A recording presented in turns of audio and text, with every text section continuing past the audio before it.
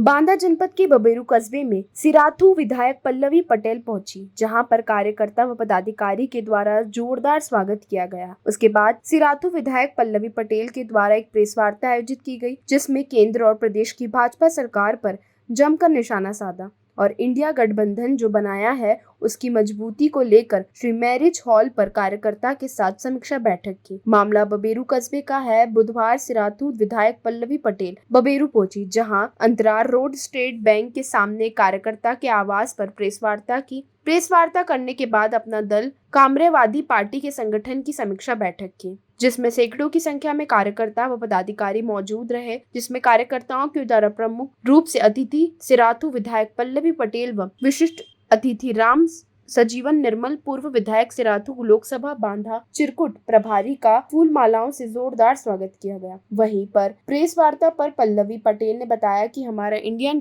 गठबंधन बना है, जो केंद्र की भाजपा की सरकार है, वह किसी से छिपा नहीं है। इसी को लेकर हम पर्यवेक्षक के रूप में बांधा चित्रकूट लोकसभा पर आए हुए हैं और अपने पार्टी के कार्यकर्ताओं के साथ समीक्षा बैठक करेंगे और 2024 के चुनाव की रणनीति बनाएंगे और इस बारे में लोकसभा के चुनाव की इंडिया गठबंधन जीतेगा और केंद्र की सरकार जो भाजपा की है इसको जड़ से उखाड़ कर फेंकने का काम इंडिया गठबंधन करेगी और कार्यकर्ताओं को बताएंगे कि हर बूथ में कार्यकर्ता जाएंगे और पार्टी की विचारधारा के बारे में जानकारी देंगे। जनगणना हमारे लिए एक अहम मुद्दा है, जिसमें जाति आधारित भेदभाव है। यदि सरकार जाति जनगणना करती है तो जातियों की स्थितियां समझने में बहुत मदद मिलेगी। वहीं केंद्र सरकार और प्रदेश सरकार के खिलाफ भी हमला बोला है और कहा है कि भाजपा सरकार के द्वारा बोला गया था कि हम हर वर्ष 2 करोड़ बेरोजगार को नौकरी देंगे। भाजपा सरकार के द्वारा योजना बोली जा रही है, लेकिन धरातल में कुछ भी नहीं दिख रहा है। वहीं पूरे प्रदेश में नौजवान बेरोजगार घूम रहे हैं,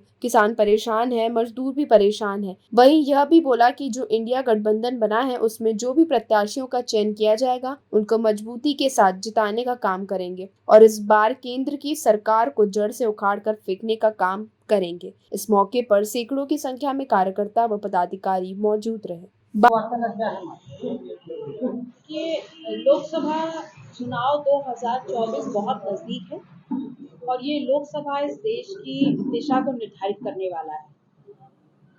इस देश में जो 85% का मेरा समाज है, जो रोज कमा करके खाता है, उसके हक और अधिकारों का 10 साल से जो है उसको चीट सिचुएशंस में ला दिया गया है और ऐसे में इंडिया गठबंधन जो बना है उसका एक अभिन्न अंग अपना दल भी है और आज अपना दल के पर्यवेक्षक के रूप में हम इस लोकसभा में आए हैं। आज संगठन की समीक्षा है, कार्यकर्ता बैठक है, जिसमें हम अपने संगठन की बूथ स्तर तक की स्थिति को जांचने और परखने के लिए आए हैं और हमारा मोटिव है कि हम हर बूथ पर 10 यूथ खड़े करें, जिसमें अनिवार्य रूप से एक महिला हो, क्योंकि अगर किले को आपको घेरना है और किले को अपने पक्ष में रखना है तो आपको अपने सैनिक हर बूथ पे खड़े करने होंगे।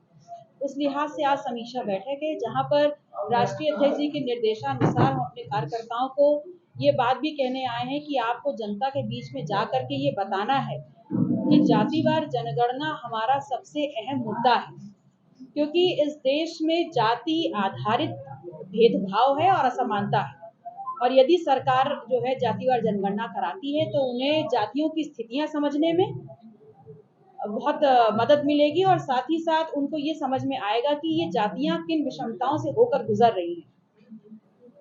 प्रदेश सरकार हो चाहे केंद्र सरकार हो, विशेष रूप से अगर केंद्र सरकार को आप देखें तो उन्होंने वादा किया था कि 2 करोड़ नौजवानों को रोजगार देंगे। आज योजनाएं बोली जा रही हैं, उनका बखान हो रहा है, लेकिन नौजवानों के लिए किसी भी रोजगार का या किसी भी रोजगार परक योजना का जमीन पे आप क्रियान्वयन नहीं देख पा रहे हैं और इसीलिए हमारा नौजवान तितर बितर सिचुएशंस में इधर उधर घूम रहा है। अपना दल ये कमेरा वाली से जो पार्टी है आपकी, क्या इसमें भी आपके प्रत्याशी उतरेंगे इस पार्टी से या कि इंडिया गठबंधन से ही रहेंगे? देखिए, हम इंडिया गठबंधन का एक अंग है और ये मेरा विषय नहीं है कि कौन सी लोकसभा से कौन प्रत्याशी होगा। ये सभी पार्टियों के राष्ट्रीय नेतृत्व डिसाइड करेंगे कि किस लोकसभा से कौन प्रत्याशी होगा, लेकिन पार्टी के एक पदाधिकारी होने के नाते, कार्यकर्ता होने के नाते और एक इस बड़े गठबंधन का घटक दल होने के नाते हमारी ये जिम्मेदारी है कि प्रत्याशी कोई भी आए, किसी भी पार्टी का सिंबल लेके आए जो इस गठबंधन के साथी हैं, हम सबको मुस्तैदी से अपना अपना एरिया से पूरा वोट इंडिया गठबंधन को दिलाना है और इस बार सत्ता को पलटने में हमें अपनी भागीदारी सुनिश्चित करनी है। कितने सीटें जीत रहे हैं गठबंधन? कि मैंने अपनी बातों का जवाब दिया कि हमारा उद्देश्य सीट जीतना नहीं है, हमारा उद्देश्य भारतीय जनता पार्टी को सत्ता से उतारने का है। फिर जीत चाहे 1 सीट से हो चाहे 2 सीट से। बिहार के मुख्यमंत्री नीतीश कुमार के आपके दिल में उठ रहे हैं कि मैं तो तहे दिल से धन्यवाद करूंगी नीतीश कुमार जी के नेतृत्व वाली भारतीय सरकार का, बिहार की सरकार का, जिन्होंने चुनाव से पहले जो अभी तक कहा जा रहा था कि असंभव कार्य है जातीय जनगणना, उसको संभव करके दिखा दिया। तो अब केंद्र सरकार के पास कोई बचने का तरीका बचा नहीं है। अगर इस देश का एक प्रदेश जातीय जनगणना को कर सकता है तो केंद्र सरकार क्यों नहीं कर सकती, क्योंकि उसी के आधार पर आपने महिला रिजर्वेशन बिल को भी पास कराया है। तो 6 महीने बचे हैं चुनाव के, आप जाति जनगणना करा करके महिला रिजर्वेशन भी सुनिश्चित कर दीजिए। विशेषकर 33% में दलित, पिछड़े और आदिवासी महिलाओं की क्या भागीदारी होगी, ये आंकड़ा भी आप क्लियर कर दीजिए। और बाकी अगर जातिवार जनगणना होती है तो उससे महिला, पुरुष और उनकी जाति तीनों की बात हम कर रहे हैं, तो वो स्थितियां भी स्पष्ट कर दीजिए। आप विपक्ष में उत्तर प्रदेश में, क्या आप मांग करेंगे ये जातिवार जनगणना की मांग आज की नहीं है, अपना दल ने ये मांग की है। और 2020 को अगर आप लोग को याद होगा 17 अक्टूबर मैंने झांसी से पदयात्रा की शुरुआत की थी और आपके जनपद से होती हुई निकली थी जातिवार जनगणना की मांग को लेकर के।